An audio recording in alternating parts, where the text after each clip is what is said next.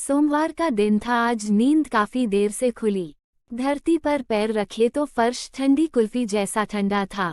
आज बदन में कुछ कपकपी सी थी। खुद को टोकर देखा तो बुखार 104 डिग्री था। तभी अभिषेक की आवाज आई, सुमन मेरा गर्म पानी कहाँ है। हिम्मत बटोरकर बिस्तर से उठी तो पता चला आज पानी भी नहीं आ रहा था। बिना पानी के बहुत मुश्किल होने वाली थी। जैसे तैसे थोड़े पानी से आटा गूंथकर बेटी और पति के लिए पराठे बनाए। बेटी अभी 9वीं कक्षा में गई थी, इसलिए बेटी त्रिशा की चिंता भी थोड़ी ज्यादा हुआ करती थी। खैर अब वो काफी बड़ी गई है, पर है तो लड़की ही। बाहर की दुनिया के अजनबी भेड़िए गिद्ध की तरह नजर दौड़ाए बैठे थे। त्रिशा स्कूल बस से जाती थी, लेकिन छुट्टी होने पर उसको लेने में ही हर रोज जाया करती थी। त्रिशा जवान थी, सुंदर भी, इसलिए कभी कभी अजनबी डर भी लगता था कि कहीं जवानी के जोश में उसके कदम न बहक जाए। लड़की है ना, ख्याल रखना पड़ता है माँ जो हूँ। त्रिशा और अभिषेक सुबह का नाश्ता करके कोई ऑफिस तो कोई स्कूल जा चुका था। तेज बुखार होने के कारण और आगे हिम्मत नहीं हुई कि घर के काम करूं। सोचा दवाई खाकर सो जाती हूँ, 2 बजे उठकर त्रिशा को लेने भी तो जाना है। मैं दवाई खाकर सो गई। शाम के 4 बज रहे थे, लेकिन मुझे क्या पता था कि आज आंख नहीं खुलेगी। मोबाइल पर कॉल बार बार बजने के कारण नींद खुली।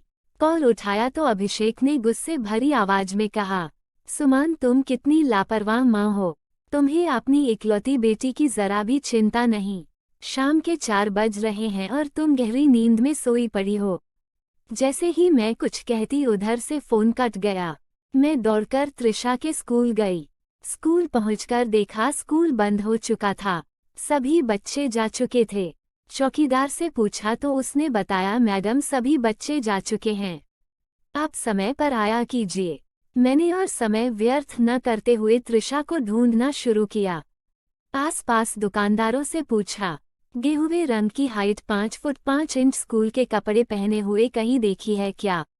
सभी ने ना में सिर हिलाया। हमने नहीं देखी। अब शाम के 5 बज चुके थे। जवान लड़की गायब थी। इतने में अभिषेक भी स्कूल पहुंच गए। हम दोनों त्रिशा को इस सड़क उस सड़क ढूंढ रहे थे। 5:30 पर अननोन नंबर से कॉल आया। शायद किडनैपर का तो नहीं, अभिषेक बोले। मैंने उन्हें कॉल उठाने को कहा और कहा कि हमारा सब कुछ ले ले, लेकिन हमारी बेटी को सही सलामत छोड़ दे। अभिषेक ने डरते डरते कॉल उठाई। उधर से आवाज आई, पापा आप कहाँ हो, मुझे लेने क्यों नहीं आए। मैं अभी सहेली के घर हूँ, आप जल्दी मुझे लेने आइए। अभिषेक एड्रेस लेकर फौरन त्रिशा को लेने दौड़े। बताए एड्रेस पर पहुंचकर त्रिशा को सही सलामत देखा तो जान में जान आई। अभिषेक ने आंसू पोंछते हुए कहा, त्रिशा तुम कहाँ चली गई थी। तुम्हें पता भी है मैं कितना डर गया था। सुमन और अभिषेक ने त्रिशा को गाड़ी में बिठाया और घर लेकर आ गए। खाना खाकर त्रिशा सो गई। अभिषेक भी मीटिंग छोड़कर आए थे, वे भी ऑफिस को चले गए। खांसी बुखार होने के कारण मैं भी लेट गई। दिन भर की दौड़ भाग से थक जो गई थी। रात के 9 बज चुके थे। घंटी बजने की आवाज से मेरी आंख खुली। अभिषेक घर आ गए थे। मैंने चाय के लिए पूछा तो उन्होंने साफ मना कर दिया। मैंने कहा, आप हाथ मुंह धो लीजिए, मैं डिनर लगा देती हूँ। तभी अभिषेक ने त्रिशा को आवाज लगाई, त्रिशा बेटी जल्दी आ जाओ, साथ मिलकर खाना खाएंगे। लेकिन उधर से कोई जवाब नहीं आया। अभिषेक ने मुझसे पूछा, त्रिशा कहाँ है। मैंने कहा, वह तो सो रही है, जब से स्कूल से आई है। अभिषेक त्रिशा को जगाने गए तो देखा त्रिशा कमरे में नहीं है।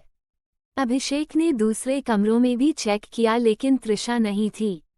मैं घबरा गई। हमने त्रिशा की सहेली को कॉल किया और पूछा, क्या त्रिशा वहां आई है क्या।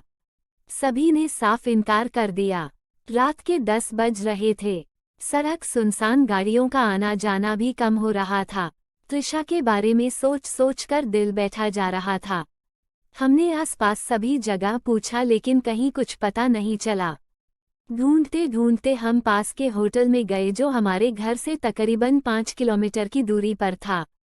अभिषेक ने मुझे वहीं रुकने को कहा। बोले, सुमन तुम अभी बीमार हो, यहीं रुको, मैं त्रिशा को ढूंढने जाता हूं और रिपोर्ट भी लिखवाता आऊंगा। मैं अभिषेक का वहीं रुककर इंतजार करने लगी। अब रात के 12 बज रहे थे। मैंने अकेले ही घर जाने के लिए आगे कदम बढ़ाया। रुकना भी सही नहीं था, होटल बंद करने का समय हो चला था। मैंने अकेले ही घर जाने की सोची। मैं अकेली रात के 12 बजे सड़क पर जा रही थी। कुत्ते भी भौंक रहे थे। इतनी रात कोई टैक्सी बस भी तो नहीं मिलता। मैं पैदल ही चली जा रही थी। पीछे से आवाज आई, अरे मैडम जी सुनो। मैं घबरा गई, मैंने पीछे मुड़कर नहीं देखा। 4 लोग बाइक सवार नशे में धुत जा रहे थे, लेकिन अब उनकी नज़र मुझ पर पड़ चुकी थी। मैं डर से कांपते हुए चलती चली जा रही थी। उन लड़कों ने बाइक मोड़ी और मेरे आगे आकर उनमें से एक खड़ा हो गया। मैंने उससे कहा, प्लीज मुझे जाने दो, मुझे घर जाना है। वो सिर्फ मुझे अजीब भरी नजरों से घूरे जा रहा था। दूसरे लड़के ने आकर मेरा हाथ पकड़ लिया। मुझे गुस्सा आ गया और जोरदार तमाचा धर दिया। वो बौखला गया। मैं भला और करती भी क्या, वो 4-4 में अकेली। जवाब में उसने मुझे पीछे से जोर से धक्का दिया। मैं धड़ाम से जमीन पर गिर गई।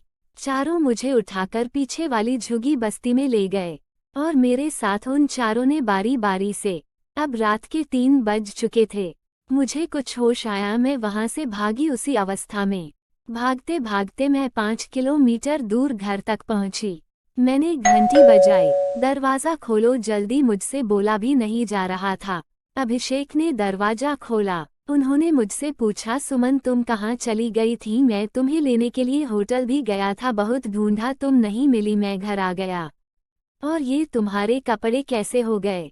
मैंने कहा, वो गली के कुछ आवारा कुत्ते पीछे पड़ गए थे। लेकिन अभिषेक सब समझ चुके थे। वो चुप हो गए। सुबह होते ही हमने एफआईआर दर्ज करवाई। अब वो चारों जेल में हैं। और मेरी बेटी त्रिशा के बारे में मैंने पूछा। उन्होंने कहा त्रिशा फ्रेंड की बर्थडे पार्टी में बिना बताए चली गई थी। अब वो सही सलामत घर आ गई है। अब जो हुआ उसे बुरा सपना समझकर भूल जाओ। क्या सब भूल जाना इतना आसान है? दोस्तों, ये कहानी आपको कैसी लगी? कमेंट बॉक्स में जरूर बताएं और इसी तरह की कहानियां सुनने के लिए चैनल को सब्सक्राइब करके बेल आइकॉन को ऑन कर लीजिए ताकि आने वाली वीडियो का नोटिफिकेशन आपको सबसे पहले मिल सके। धन्यवाद।